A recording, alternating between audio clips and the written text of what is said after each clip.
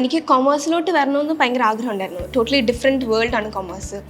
പിന്നെ ബയോമാത്സ് വെച്ച് നോക്കുമ്പോഴത്തേന് മാത്സും ഇവിടെ നമുക്ക് ബേസിക്സ് മാത്രം അറിഞ്ഞാൽ മതി. നമുക്ക് എല്ലാവർക്കും അറിയാവുന്ന ബേസിക്സ് മാത്രമേ ഇവിടെ ഉള്ളൂ.